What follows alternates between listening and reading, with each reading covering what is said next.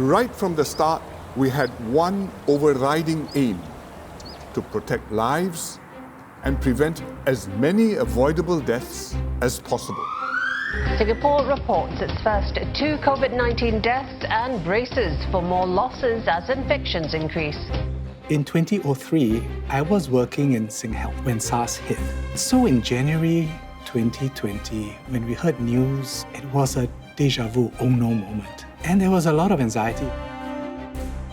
COVID-19 pandemic was unprecedented global crisis. Temasek Foundation and the Temasek family of companies came together to do many things in support of Singapore and also of the region as well.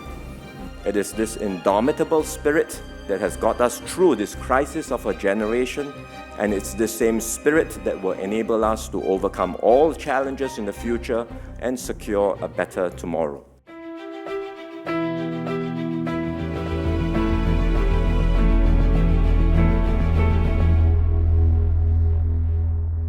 Singapore has confirmed its first case of the Wuhan virus. The patient is a 66-year-old. During the Chinese pandemic, national. Temasek emerged as a crucial player, implementing a wide array of initiatives to support the nation in its fight against COVID-19. The company went over and beyond its investment mandate. I think at the beginning, there were a couple of high-level questions that we grappled with. The first was, are we able to do something about this? And actually, we had the means to do that. It was just expected that we had to do something. It speaks to who we are. Nobody debated. The question we jumped to was, what can we do? Since 2003, Temasek has set aside a portion of its returns to contribute back to the community and on projects that impact lives and livelihoods. This is managed by Temasek Trust, while Temasek Foundation focuses on program delivery. During the pandemic, Temasek Foundation used part of these funds for COVID-19 initiatives, focusing on testing, containment, treatment, prevention, and enablement. So at the beginning, it wasn't rocket science. Singapore has raised its coronavirus outbreak alert to orange. It's the second highest We level needed under two the things. country's disease We need outbreak. masks, and then we needed hand sanitizers. Simple things, difficult to do at that point of time. So the practical thing that needed to be done was find sources that could provide for this. And Temasek Foundation jumped in. Hand sanitizers was in high demand and in short supply. What we did was that we activated our supply chain, we activated our partners. After the hand sanitizers, very naturally, masks was required. Again, we activated partners of Temasek to look for masks all around the world and to produce masks as well. We couldn't get masks from one supplier throughout the whole pandemic. To meet the needs of the community, Temasek and its partners distributed hand sanitizers, masks, and oximeters. This was one of Temasek's most visible contributions during the pandemic. Its portfolio companies played crucial roles too. One example was ST Engineering. To address supply chain needs in Singapore, ST Engineering responded quickly and established capabilities to ramp up the production of medical-grade surgical masks and melt-blown filters, a material used for PPE face masks and respirators. The Temasek team also set up swabbing centers within dormitories and worksites and put safety protocols in place. Our staff, who weren't trained healthcare professionals, volunteered to go into the hot zones to test. Full PPE, they were trained, they went in to test, and they did it for several months on end. And when I asked them if they wanted to be cycled out, they said no. It was important. And there was real risk, but they did it quietly. Not their day job, but they did this, and this was really walking the talk. Beyond Singapore, Temasek mobilized its ecosystem to focus on equipping its neighboring countries around Asia with COVID-19 related supplies. Everybody just stepped forward, offered their area expertise. We have retail companies, we have shipping companies, we have life sciences, we have medical, come together, brainstorm, look at problem at an ecosystem level and understood who could bring what kind of value to solve the problem. And I think that's the strength and beauty of the Temasek ecosystem.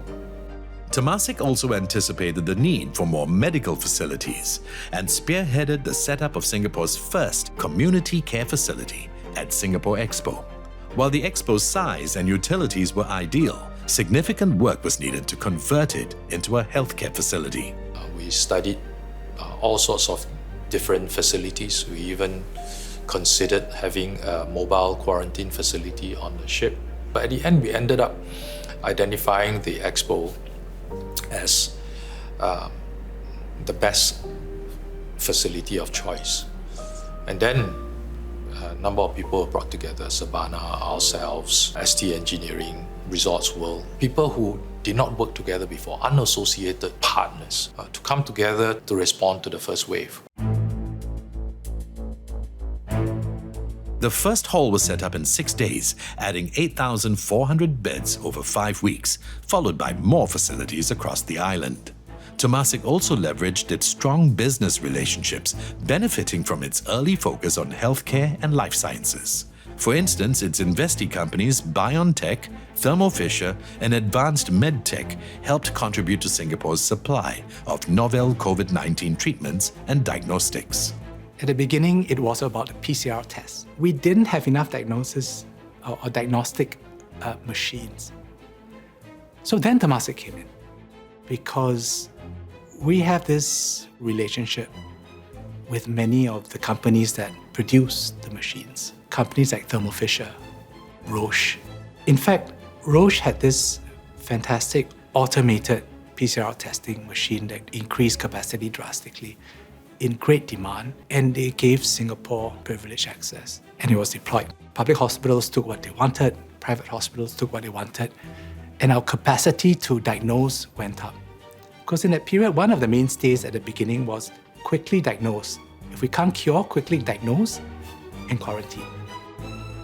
As a small nation, Singapore had very little bargaining power on the world stage.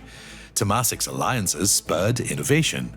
For example, it collaborated with local engineering company ATC to create a portable swabbing booth. Temasek also partnered with local vending machine operator Warburg and local software firm Beep Technologies to develop an innovative solution for the nationwide distribution of masks and hand sanitizers. New regulations aiming at curbing the spread of the coronavirus have come into force. With safe distancing at the back of our mind, we brought in a few vending machines, worked with GovTech and also our tech team within Temasek to see how we could configure the vending machines, change the code, and then PDPA issues, how do you collect, whether you use ICs. So the team came together, grouped together, and then tested, found different ways. It was a successful initiative, with over 150 million disposable and reusable masks distributed throughout Singapore. While saving lives was a priority, Unprecedented times for Singapore Airlines, the national carrier warns of the first full-year loss in its history. businesses too suffered during the pandemic. Airlines in particular were severely impacted by border closures. It is an unprecedented challenge for SIA, actually for the entire aviation industry, but for SIA especially, given that unlike many other airlines, we don't have a domestic market to depend on. SIA has proven over time that we are able to handle all those crises on our own. Temasek will always be there to listen to what concerns we may have, but they have never had the need to come in and provide this kind of funding. The pandemic crisis is really of a totally different scale. Impossible for any company to survive without any income. We started pay cuts in March 2020, introduced voluntary no-pay leave and a special early retirement scheme. We knew from the onset and the get-go that letting our people go would be the last resort.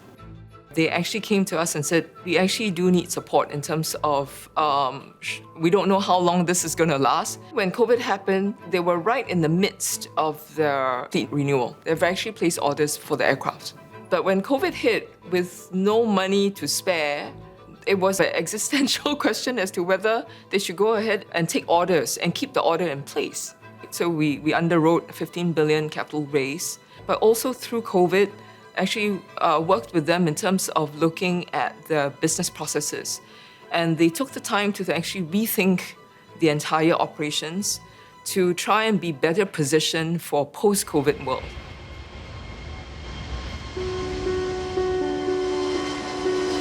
Despite its own challenges, Singapore Airlines partnered with Temasek to deliver vital medical supplies, including PCR testing machines and oxygen equipment, to 40 countries.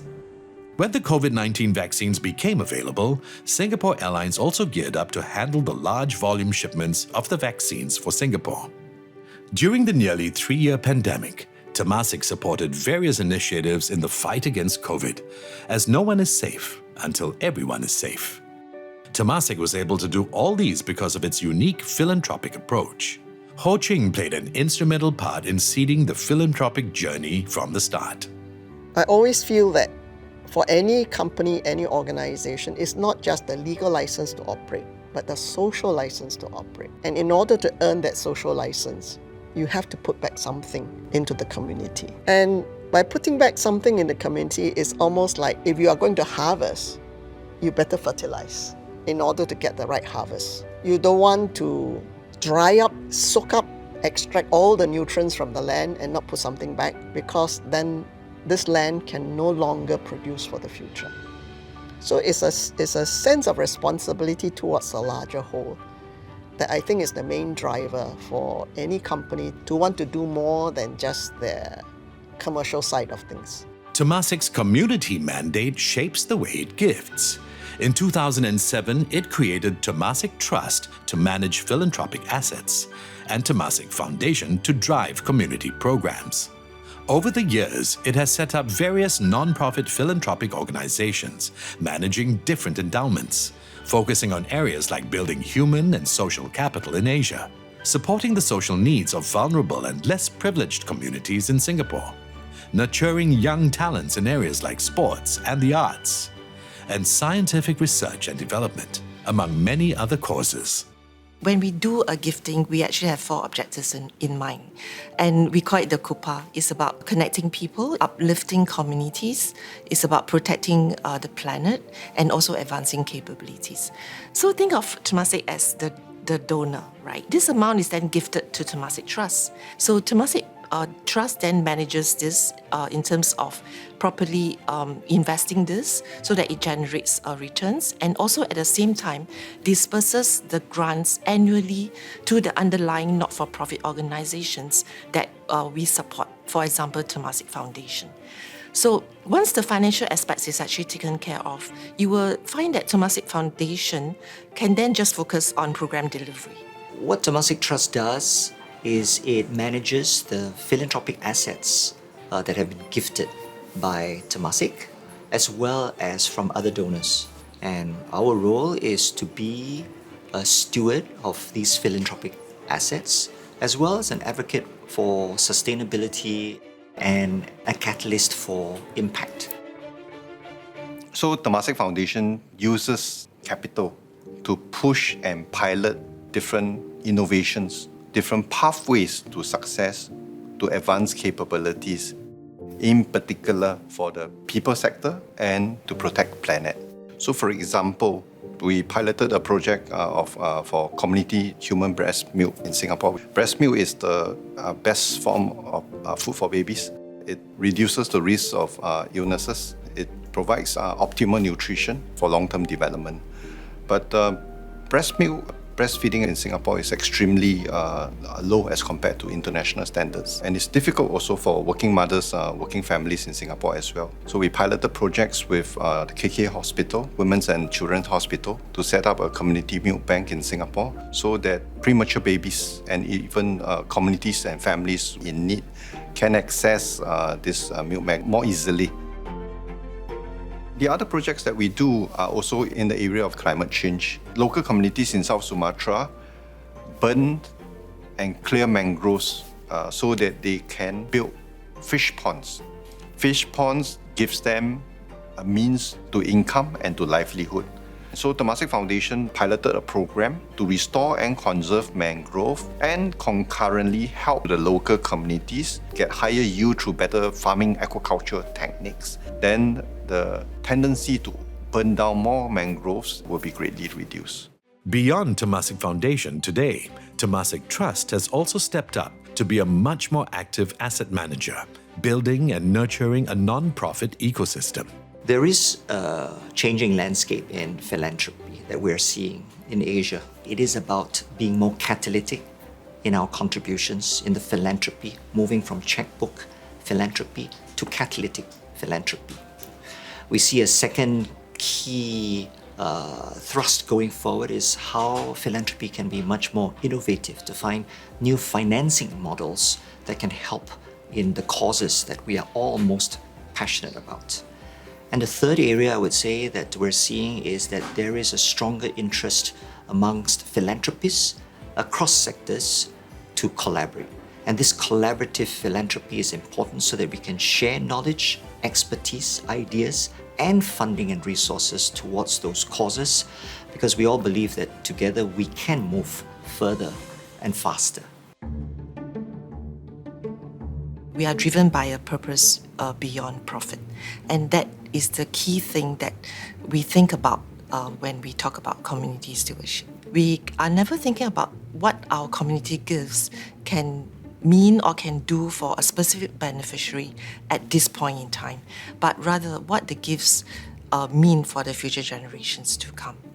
And we know we need to bring along our communities because we cannot have financial success without social progress within the communities. We should strive to do well to earn the financial return, but it's not just about that. There's also this thing about doing right and doing good for the community.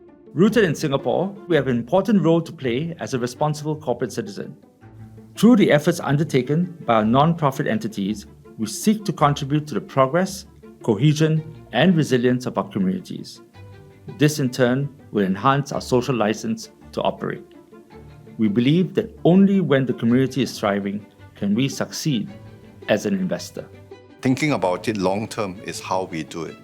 But the reason why we do it is because we are a steward of the people, of the planet. We always keep our feet firmly anchored on the ground to understand the needs, challenges and opportunities that's available to solve a given problem.